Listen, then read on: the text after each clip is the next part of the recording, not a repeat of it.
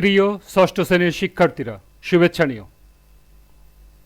আজকে আমি তোমাদের বিজ্ঞান অনুশীলন বইয়ের চতুর্থ অধ্যায় রোদ, জল, বৃষ্টি এর 52 পৃষ্ঠা থেকে বিভিন্ন ছক সমাধান করে দেব। প্রথমে তোমাদের বলবো, যারা আমার চ্যানেলটি সাবস্ক্রাইব করো নাই তারা আমার চ্যানেলটি সাবস্ক্রাইব করবে এবং আমার সাথে থাকবে। তাহলে চলো আমরা ক্লাস শুরু করি। এখন একটু অন্যভাবে তৃতীয় জারটার কথা ভাবো। যদি কাচের জারের বদলে একইভাবে আমরা পৃথিবীর বায়ুমণ্ডলে গ্রিনহাউস গ্যাস বাড়াতে থাকি, তাহলে জলবায়ুর কেমন পরিবর্তন ঘটবে? একটু চিন্তা করে দেখো, তোমার আশেপাশের মানুষের কি কি কর্মকাণ্ডের জন্য গ্রিনহাউস গ্যাস বেড়ে যায়। স্কুলে বা বাড়িতে আসা যাওয়ার পথে খেয়াল করে দেখো অন্যদের আচরণ। তারপর পরের পৃষ্ঠার ছকে নোট রাখো।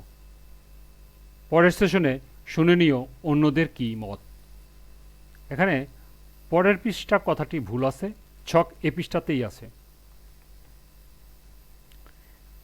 এবার তোমরা ছকটি লক্ষ্য করো।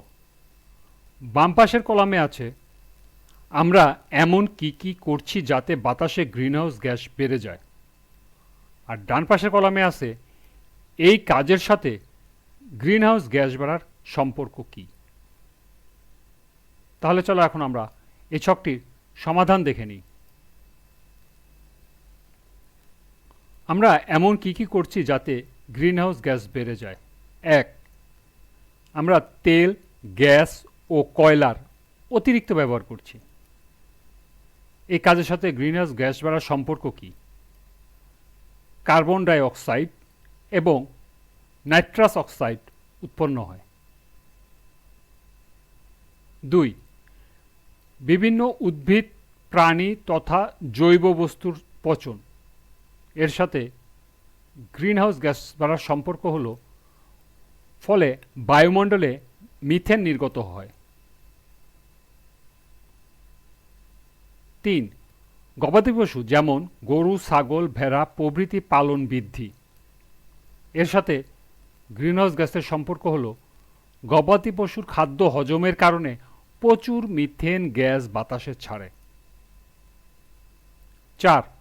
কৃষিজমিতে নাইট্রোজেনযুক্ত সার ব্যবহার, এর ফলে গ্রিনহাউসের যে প্রভাব পড়ে সেখান থেকে নাইট্রাস অক্সাইড উৎপন্ন হয়ে বাতাসে ছড়িয়ে পড়ে। 5. অবাধে বন ধ্বংস এবং গাছ কাটা, এর সাথে গ্রিনহাউস গ্যাসের প্রভাবের দিকটি হল বাতাসের কার্বন ডাই অক্সাইড শোষণ করার জন্য গাছের সংখ্যা কমে যায়, ফলে বাতাসে মানবসৃষ্ট কার্বন ডাই অক্সাইডের বৃদ্ধি পায়। সর্বশেষ 6. Refrigerator, air conditioner, foam, aerosol ইত্যাদি ব্যবহার, এর সাথে গ্রিনহাউস গ্যাস বাড়ার সম্পর্ক হল এসব থেকে ক্ষতিকারক ফ্লোরিনেটেড গ্যাস বের হয়ে গ্রিনহাউস প্রতিক্রিয়ার উপর মারাত্মক প্রভাব ফেলে। তাহলে এই ছিল এই ছকের সমাধান।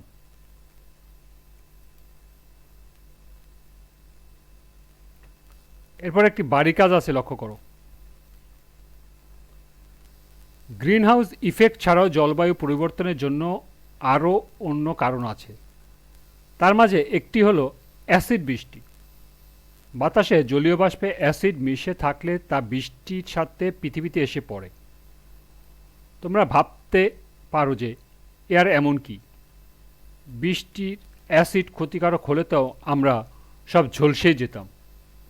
একটা ছোট কাজের মাধ্যমে আমরা কিন্তু এর প্রভাব নিজেরাই দেখতে পারি।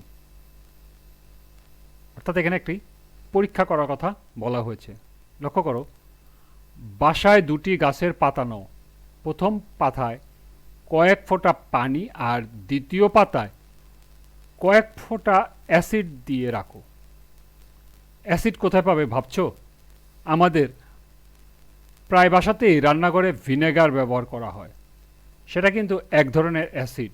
আবার আর কিছু না পেলে লেবুর রস ব্যবহার করতে পারো। লেবুর রসেও এক ধরনের অ্যাসিড থাকে, এর নাম সাইট্রিক অ্যাসিড। কয়েক ঘন্টা বা একদিন পর পাতা দুটি ভালো করে খেয়াল করে দেখো, কোনো পরিবর্তন দেখছো কি?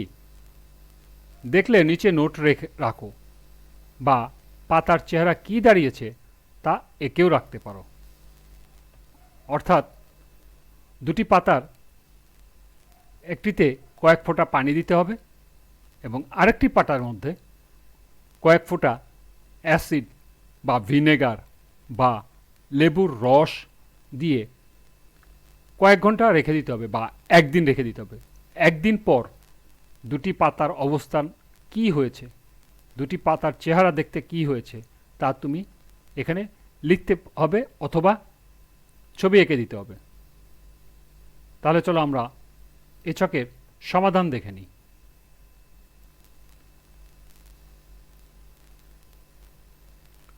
পানির ফোঁটা দেওয়ার কয়েক ঘন্টা পরের অবস্থা। পানির ফোঁটা দেওয়ার কয়েক ঘন্টা পরে পাতার রং একই আছে। অন্যদিকে অ্যাসিড, ভিনেগার বা লেবুর রস ফোঁটা দেওয়ার কয়েক ঘন্টা পরের অবস্থা। লেবুর রসে ফোঁটা দেওয়ার কয়েক ঘন্টা পরে পাতাটি বিবর্ণ হয়ে গেছে। তাহলে এই ছিল এই বাড়ির কাজের সমাধান। এরপরে নবম সেশন। আজকের ক্লাসটি এ পর্যন্তই। পরবর্তী ক্লাসে নবম সেশন থেকে বিভিন্ন ছক ও প্রশ্নের সমাধান করে দেব। সবাইকে আবারও বলছি, যারা আমার চ্যানেলটি সাবস্ক্রাইব করো নাই তারা আমার চ্যানেলটি সাবস্ক্রাইব করবে এবং আমার সাথে থাকবে। সবাইকে আবারও শুভেচ্ছা জানিয়ে আজকের মতো আমি এখানেই বিদায় নিচ্ছি। আল্লাহ হাফেজ।